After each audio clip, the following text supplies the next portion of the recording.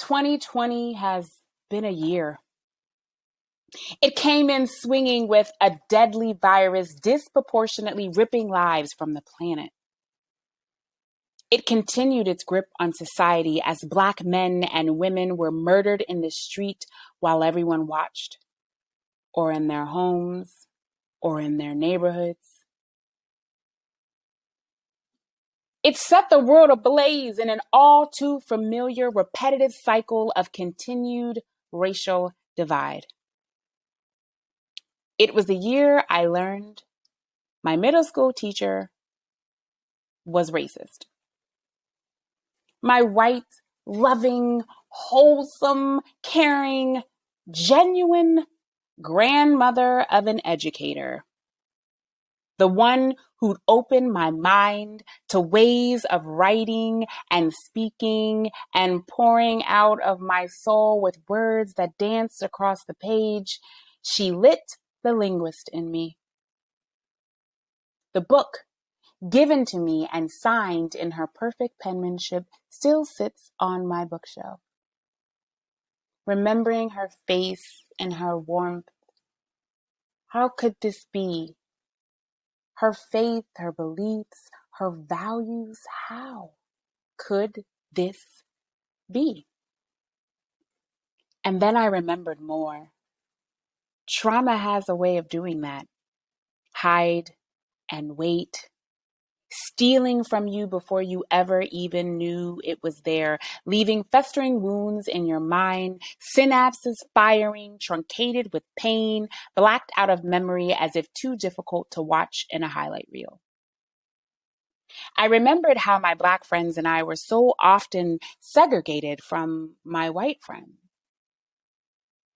Perhaps my friends and I weren't more disruptive than the other girls. Perhaps when my teacher told me she would knock me through a wall, it actually wasn't that funny.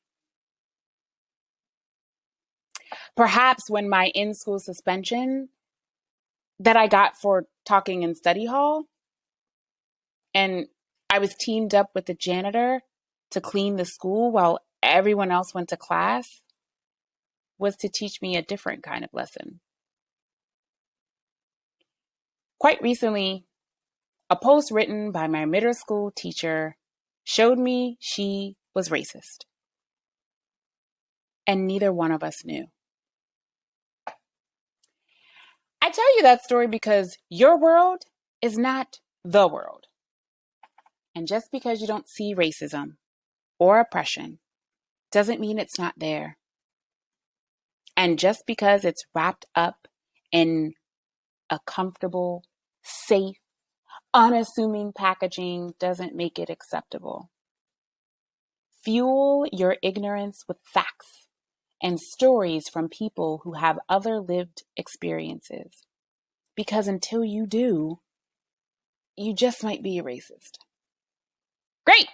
Now that I've got your attention, first, I want to say thank you to the B Corp Leadership Development of the Pacific Northwest.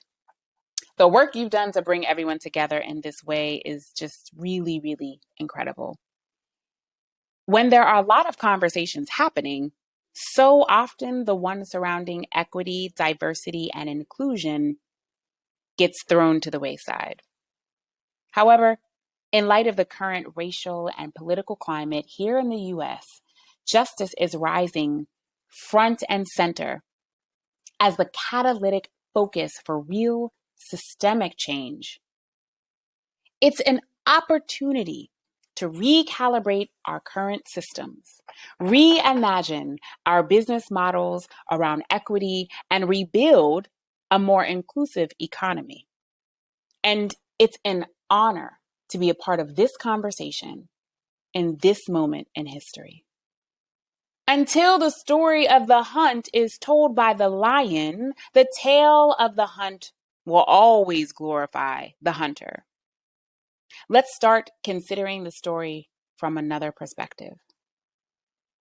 And speaking of history, I read once that nothing else in existence can knowingly void of consequence, inflict the horror human beings inflict on each other every single day. And one way some people are able to psychologically dismiss their behavior as acceptable action is by dehumanizing others. Subconsciously or consciously, covertly or overtly, the worst thing for humans is most often other humans. So here's the thing. We all kind of just got to get over ourselves and focus on our impact, not our intent. Intent is about you. Impact is always about someone else. India Kelsick and I were chatting the other day, and she said, what we did to get here, we will never be able to do to get us there. And that really stuck with me. Think about how our economy was created. Think about who created it. We all have an opportunity to gain insight from both inspiring and devastating events in history, in the US and around the world. And it is up to us to apply new understanding to our lived experiences. At B-Lab, we are actively and publicly doing the work to educate internal leaders and staff on anti-racist rhetoric, theories, and behaviors. We are working to dismantle the aspects of racism embedded in our systems and policies, de-center whiteness and Americanization in our work and analysis, and to center justice in our goals, outcomes, and standards. So, of all the conversations we are having today, which conversation are we having right now? Racism, anti-racism, capitalism, politics, white supremacy. When we discussed keynotes and topics for today, we considered a number of directions because it's really all interconnected. But we are down to about 20 minutes or so. So let's spend the next few moments on racism and justice in business. Look at where we started. We simply cannot expect equality from unequitable systems. Justice is more than the idea of doing the right thing. It's about the proactive reinforcement of policies, practices, and attitudes that produce equitable power, access, opportunity, treatment, impacts, and outcomes for all. It's about taking into consideration the most vulnerable in your community. Don't know who that is? Start over. Focusing on the majority? Stop. Solutions don't include those who are affected? Begin again. Admit when you don't know something and ask. Find people who know more than you do and hire them. If you find yourself talking about things that you know nothing about, be quiet and listen. Now is when you let others tell their own story. We've heard this before. Until you know where you came from, you don't know where you're going. Until you face your past, you can't look to your future. You can't change the past, but you can only change what happens next. We are now seeing shifting tides. It's time for all of us to accept the things that are just hard to accept. Racism is real, and it shows up in every sector of the economy. Until we can dismantle these constructs, we will all continue to live in a racist, white supremacist society. Throughout this country's history, the hallmarks of American democracy, like opportunity, freedom, prosperity, have been largely reserved for white folks. Through the intentional exclusion of and oppression of people of color. If you've got just 3 minutes, we'll look at how the cycle began. Structural, institutional, and systemic racism broadly refer to the system of structures that have procedures or processes that disadvantage racial minorities and particularly black people. It refers to the rules, practices, and customs once rooted in law with residual effects that reverberate throughout society, each with their own nuances.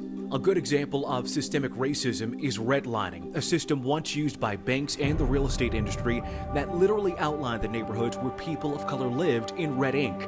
If you lived inside of the red lines, loans were considered risky and banks were less likely to give loans or even invest.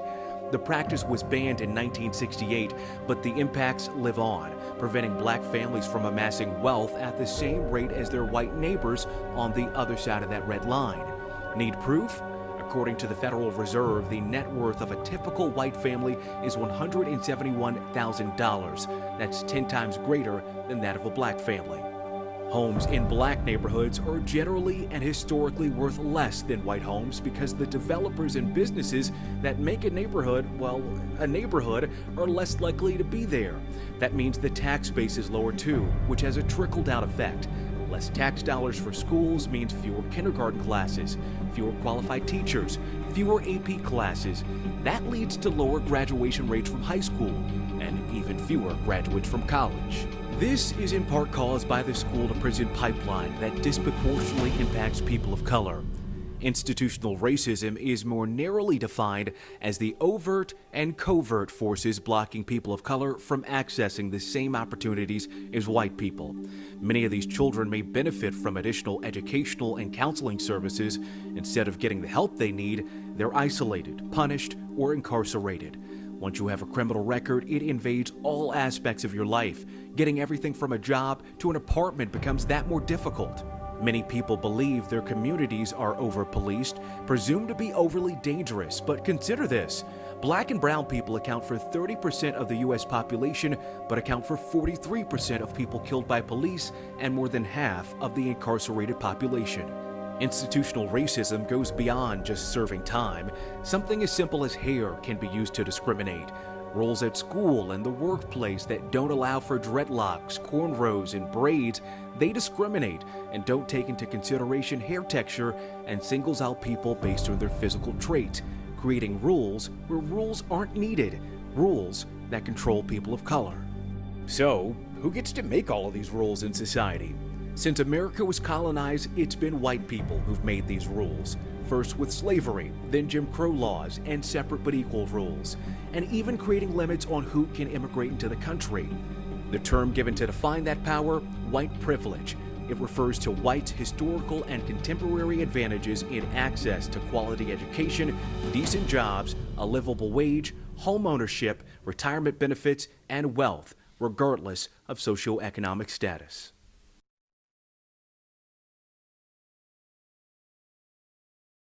In the 70s, Angela Davis began to discuss anti-racism. And she said, in a racist society, it is not enough to be non-racist. We have to be anti-racist. And here we are in 2020, nearly 2021, and half a century later, some folks are just now seeing what the rest of us have been seeing all along. It's been relieving and infuriating. Racism is embedded in the fabric of this country.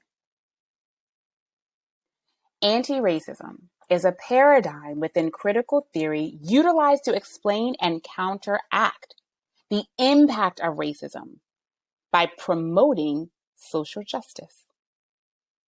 It calls for persistent self-awareness, constant self-criticism, and regular self-examination. It's about making radical choices in the face of history and a reorientation of our consciousness. Capitalism is an economic system in which the government plays a secondary role, and an ever-shrinking group of people reap the benefit from economic and business decisions. I've heard the refrain that capitalism should work for everyone, and it most definitely should, but as we just saw, the system weren't set up to work that way. Racism forms the foundation of inequality in our society, and it threatens our economy and limits economic opportunity for people of color. Racism, oppression, and inequality come at a cost for all of us, not just Black and brown communities. And you can't sit in your privilege thinking you are unaffected by oppression. Prejudice comes and it causes suffering, fear, anxiety, isolation. Society's racism has been backfiring on the same people that were set up to benefit from the privilege. Many people could care less about the inner workings of economy, unless, of course, it begins to affect their jobs, their income, their wealth. In the same way, white and privileged people are often obtuse toward racial inequality. For example, in the criminal justice system, police bias against minorities, police brutality against Black people. Why? Because in their minds, these issues don't affect them. But they do. McKinsey & Company estimated in a recent report that by closing the racial wealth gap created by systemic racism, the U.S. GDP, gross domestic product, could be 4 to 6% higher by 2028. Racism today keeps most Americans deprived of receiving high wages to match their high productivity. This phenomenon can be explained by the examining of voter preferences by race. Today, like in the 1940s, most Americans vote in favor of their racial and cultural interests instead of their economic interests. This degree of division that we see in America today makes it easier for capital to divide workers against themselves and to consolidate political power. Racism is not a distraction. It's policy, and it leads to bad policy making. The U.S. economy was built on the exploitation and occupational segregation of people of color.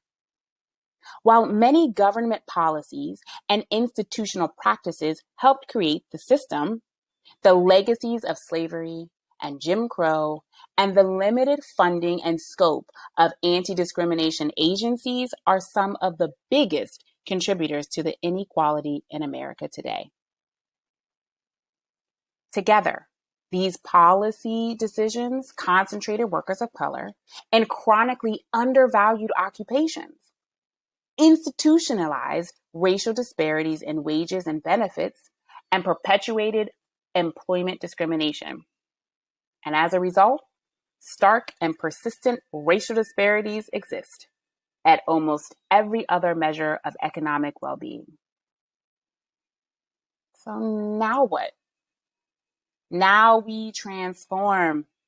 There's a saying, when you know better, you do better. So what are you going to commit to doing better? Not discussing the past is not the way to dismantle the systems that were built in it. We have to challenge ourselves, sit in our discomfort, stop saying we mean everyone when we really only mean someone's. Seek out and listen to voices of Black, Brown, Indigenous, and people who are marginalized to catalyze equitable outcomes for all.